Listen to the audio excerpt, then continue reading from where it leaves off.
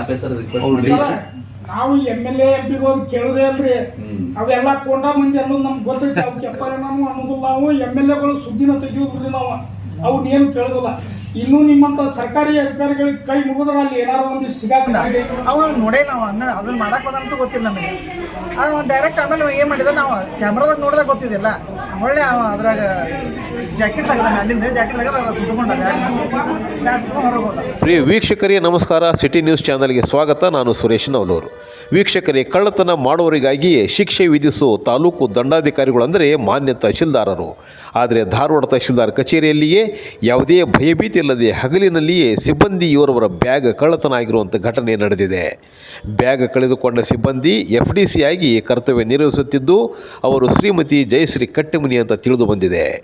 ಸಾಮಾನ್ಯ ಸಾರ್ವಜನಿಕರಂತೆ ಕಚೇರಿಗೆ ಬಂದ ಕಳ್ಳ 2-3 ಬಾರಿ ಆ ಕಡೆ ಈ ಕಡೆ ಸುತ್ತಾಡಿದ್ದಾನೆ. ಕೈಯಲ್ಲಿ ಕೆಲವೊಂದಿಷ್ಟು ಕಾಗದ ಪತ್ರಗಳನ್ನು ಹಿಡಿದುಕೊಂಡು ಬಂದಿದ್ದ ಆತ ಟೇಬಲ್ ಮೇಲೆ ಇಟ್ಟಿದ್ದ ಜಯಶ್ರೀಯವರ ಬ್ಯಾಗ್ ಎತ್ತಿಕೊಂಡು ತನ್ನ ರೇನ್ ಕೋಟಿನಲ್ಲಿ ಬಚ್ಚಿಟ್ಟುಕೊಂಡು ಪರಾರಿಯಾಗಿದ್ದಾನೆ. ಆ ಬ್ಯಾಗ್ನಲ್ಲಿ ತಹಶೀಲ್ದಾರ್ ಕಚೇರಿಗೆ ಸಂಬಂಧಿಸಿದ ಹಾಗೂ ಕೋರ್ಟ್ ಪ್ರಕರಣಗಳಿಗೆ ಸಂಬಂಧಿಸಿದ ಕೆಲವೊಂದಿಷ್ಟು ದಾಖಲೆ ಪತ್ರಗಳು, 3,000 ನಗದು ಹಣ, ATM ಕಾರ್ಡ್, ಪಾನ್ ಕಾರ್ಡ್ ಇದ್ದವು ಅಂತ ಸಿಬ್ಬಂದಿ ಹೇಳಿಕೆಯಿಂದ ತಿಳಿದು ಬಂದಿದೆ.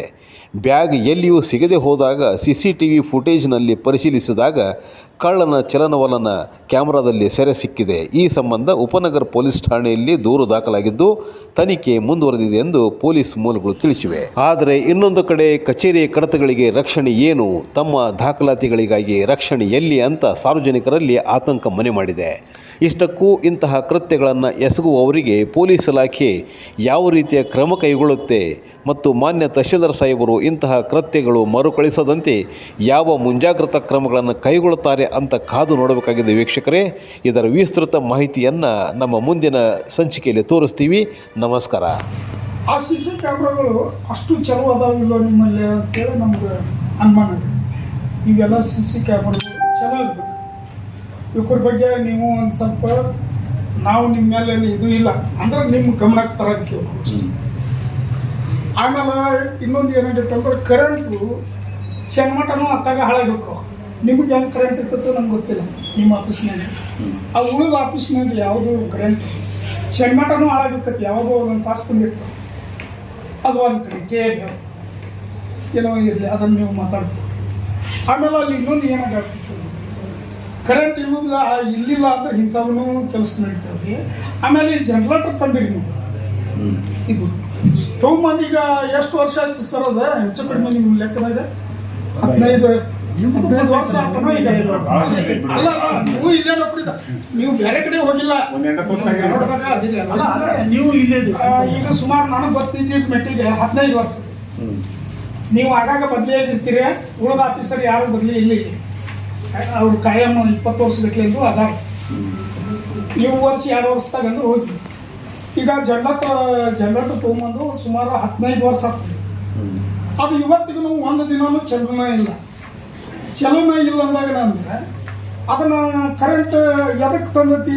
ಕರೆಂಟ್ ಹೋದ ಟೈಮ್ನಾಗ ಅದನ್ನು ಯೂಸ್ ಮಾಡಲಿಕ್ಕೆ ಅಂತೇಳಿ ತೊಗೊಂಡು ಅದು ಸರ್ಕಾರದ ದುಡ್ಡು ಅಷ್ಟು ಲಕ್ಷಗಟ್ಟಲೆ ಅದಕ್ಕೆ ನಷ್ಟ ಮಾಡಿ ಅದನ್ನು ತೊಗೊಂಬಂದಿದ್ದ ಇಂಥ ಟೈಮ್ನಾಗ ಬಳಸ್ಬೇಕಲ್ಲ ಸರ್. ಅದನ್ನು ಅದಕ್ಕೇನು ಡೀಸೆಲ್ ಹಾಕ್ತಿರೋ, ಪೆಟ್ರೋಲ್ ಹಾಕ್ತಿರೋ, ಅಥವಾ ಚಿಮ್ನಿ ಎಣ್ಣೆ ಹಾಕ್ತಿರೋ, ಅದ್ರದ್ದು ಏನು ವರ್ಷನೂ ಏನು ಖರ್ಚು ತೆಗಿತಾರೋ ಏನು ಮಾಡ್ತಾರೋ ನಮ್ಗೆ ಗೊತ್ತೂ ಇಲ್ಲ ಸರ್. ಯಾಕಂದ್ರೆ ಅದಕ್ಕೆ ಇಷ್ಟು ಡೀಸೆಲ್ ಇಷ್ಟು ಒಂದು ದಿವಸಕ್ಕೆ ಇಷ್ಟು ಅಂತೇಳಿ ಇರ್ತೈತೆ. ಅಂದ್ರೆ ನಾವು ಅವಾಗಿನ ತಹಸೀಲ್ದಾರ್ ಇದ್ದಾಗ ಮಾತಾಡಿದ್ದೀವಿ. ಆ ಪ್ರಕಾರ ಅದೇನು ವರ್ಷ ತೆಗಿತಾರೋ ಬಿಡ್ತಾರೋ ನಮ್ಗೆ ಗೊತ್ತಿಲ್ಲ. ಅದಕ್ಕೆ ಅದನ್ನು ಯೂಸ್ ಮಾಡ್ಬೇಕು ಸರ್.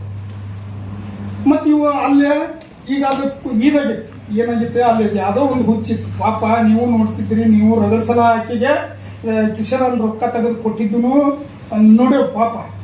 ಅದು ಹೋಗ್ತು ಬಿಡ್ರಿ. ಈಗ ಅಲ್ಲಿದ್ದು ಸ್ವಚ್ಛತೆ ಬೇಕಾರೆ ಅದು ಒಂದು ನವನಿ ಅಡಿತಿಪ್ಪದಾಗೈತಿ. ಎಲ್ಲೇ ಉಪ ತಹಸೀಲ್ದಾರ್ ಪಡ್ಸಾಲಿ ಅದ್ರ ಬಗ್ಗೆ ಒಂದು ಸ್ವಲ್ಪ ಯಾಕ್ರಿ ನಿಮ್ಮಲ್ಲಿ ಪಿವನ್ಸ್ಗಳಿಲ್ಲ ಅಥವಾ ಕಾರ್ಪೊರೇಷನ್ಗಳಿಲ್ಲ, ಅದನ್ನೊಂದು ಏನಾದ್ರು ಮಾಡ್ಬೇಕಲ್ರಿ ಸ್ವಚ್ಛತೆ ಅನ್ನೋದು.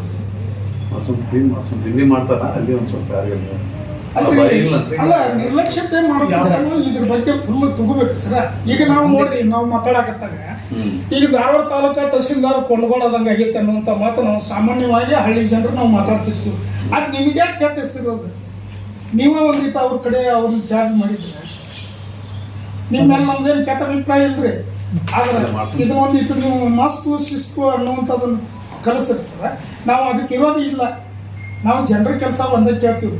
ನಾವೇನು ಏಜೆಂಟ್ರು ಅಲ್ಲ, ನಾವು ಜನರ ಕೆಲಸ ಯಾಕಾಗಿಲ್ಲ ಅನ್ನೋದು ಸರ್ ಇದನ್ನು ನೋಡ್ರಿಪ್ಪ ಅಂತ ಅಷ್ಟೇ ಬರ್ತೀವಿ.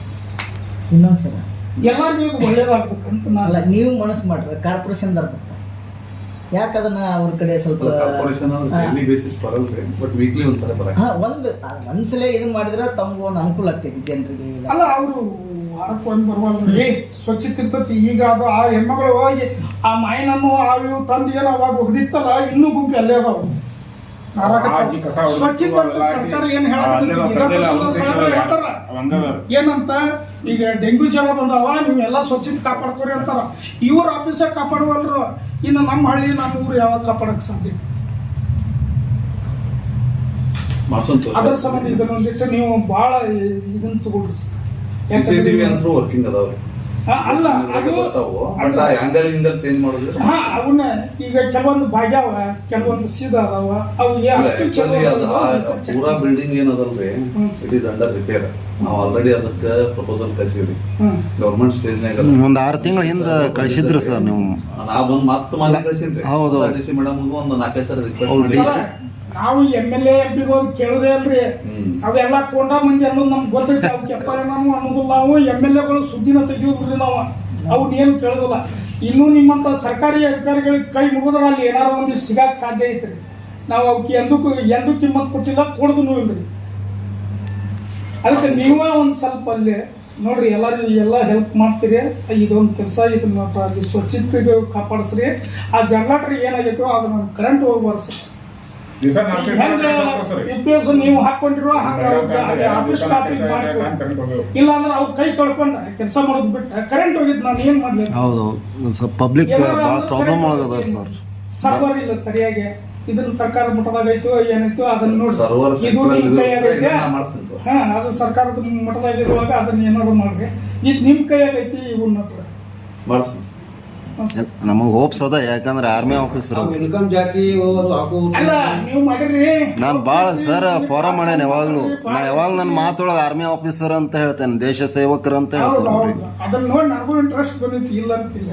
ಮಿನಿ ಏನು ಇರುವುದಲ್ರಿ, ಕರೆಂಟ್ ಬಿಲ್ ಕಟ್ಟೋದ ಒಂದ್ 2-3 ದಿನ ಹೋಗಿ ಬಿಟ್ಟಿರ್ತಾರೆ. ಮೊನ್ನೆ ಮಿನಿ ವಿಧಾನಸಭಾ ನಿಮ್ಗೆ ಫೋನ್ ಹಚ್ಚಿನ ಬೆಂಗಳೂರಾಗಿದ್ದೀರಿ ನೀವು. ಜನ ಕರೆಂಟಿನ ಬಿಲ್ ಕಟ್ಟೋಂಗಿಲ್ಲ, ಅಲ್ಲಿ ಕಟ್ ಮಾಡ್ತಾರ. ಯಾರಿಗೆ ಹೇಳ್ಕೋಬೇಕ್ರಿ? ಅವ್ರಿಗೆ ಅಲ್ಲಿ ಅವ್ರಿಗೆ ಹೇಳಿದ್ರ ಇಲ್ರಿ ಅವ್ರ ಫೀಸ್ ತಕೊಂಡು ಹೋಗ್ಯಾರ ಅಂತ. KB ಅವ್ರಿಗೆ ಹೋಗಿದ್ರ ನಮ್ಮ ಬಿಲ್ ಕಟ್ಟಿಲ್ಲ ಅಂತಾರ. ನಾವು ಯಾರಿಗೆ ಇಲ್ಲ, ಫ್ಯೂಸ್ ಕಟ್ ಮಾಡೋಕೆ ಹೇಳಿರಿ. ಈಗ ಆಲ್ರೆಡಿ ನಾ ಬಂದಿನ ಒಂದು ಲೆಟರ್ ಕೊಟ್ಟಿರಿ. ಗೌರ್ಮೆಂಟ್ ಐತಿ, ನೀವು ಪ್ರೈವೇಟ್ ಮಂದಿಗೆನ ಫ್ರೀ ಮಾಡಕತ್ತೀರಿ. ಇದನ್ನ ನಾವು ಕೊಡೋದು ಅಂತ 1-4 ದಿನ ಏನಾರ ಲೇಟ್ ಆಗಿರ್ಬೇಕಂತ. ಕರೆಂಟ್ ಏನ್ ಕಟ್ ಮಾಡೋದಿಲ್ರಿ. ಏನಾರ ಗಿಡ ಬಿದ್ದು ಅದು ಬಿದ್ದು ಏನಾರ ಆದ್ರೆ ಹೋಗಿರ್ತೀವಿ. ಯಾವಾಗ ಮಿನಿ ವಿಧಾನಸಭಾದಾಗ ಯಾವಾಗ ಮಾಡ್ಕೊಂಡಿರ್ತಾರ. ಅಲ್ಲಿ ಏನಾರ ಅವ್ರ ಟೆಕ್ನಿಕಲ್ ಪ್ರಾಬ್ಲಮ್ ಆದ್ರೆ ಅಷ್ಟೇ ರೀ. ಬಿಲ್ ಸರಿ ಕಟ್ಟಿಲ್ಲ ಮೊನ್ನೆ ಆಗಿತ್ತು ಸರ್. ಮೊನ್ನೆ ಆಗಿತ್ತು ಬಿಲ್ ಕಟ್ಟಲಿದ್ದಕ್ಕನ ಕಟ್ ಮಾಡಿದ್ರೆ ಬೇರೆ ಎಲ್ಲ. ಈಗ ನಾವು 8 ದಿವಸ ಆಗಿಲ್ಲ ಸರ್. ನೀವು ಬೆಂಗಳೂರಾಗಿದ್ದು ನೋಡ್ರಿ, ಫೋನ್ ಹಚ್ಚಿಲ್ಲ. ವಿಷಯ ಗಮನಕ್ಕೆ ತರ್ಬೇಕಂದ್ವಿ. ಅದ್ರ ಮತ್ತೆ ಬಂಡಿ ಸರ್ ಕೂಡ ಮಾತಾಡಿಲ್ಲ ಅಂದ್ರೆ ಅವ್ರ ಮತ್ತೆ ಮೇಲೆ ಮಾತಾಡಿಸಿ ಅವ್ರು ಒಂದು ಸರಿ ಮಾಡಿಸಿದ್ರು. ಅದನ್ನ ಮಾಡಿಸ್ತೀವಿ ಬಿಡ್ತಾನೆ ಬಿಲ್. ಅದೇನು ಸ್ವಲ್ಪ ಜನರೇಟರ್ ಒಂದು ಸ್ವಲ್ಪ ಚಾಲು ಮಾಡಿದ್ರೆ ಏನೋ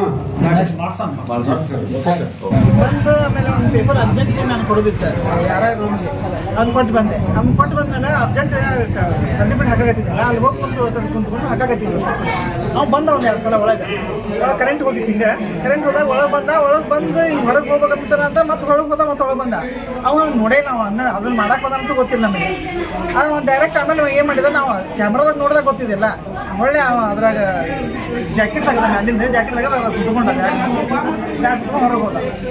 ಕರೆಂಟ್ ಇಲ್ಲದಕ್ಕೆ ಅದು ಕರೆಕ್ಟಾಗಿ ಮಕ್ಕ ಒಂದು ಕಾಣಿಸ್ಲಿಲ್ಲ.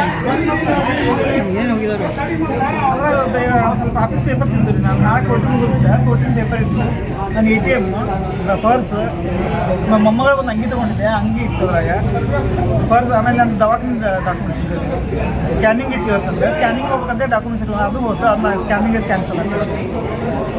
ನನ್ನ ರೊಕ್ಕ ಒಂದು 3-4 ಸಾವಿರ ರೂಪಾಯಿ ಕಂಪ್ಲೀಟ್ ಮಾಡಿ ಬಂದೀನಿ ಸರ್. ಬೆಳಿಗ್ಗೆ ಮಾಡ್ಬೇಕು. ಸಬರ್ ಬಂದು ಜಯಶ್ರೀ ಶಂಕರಪ್ಪ.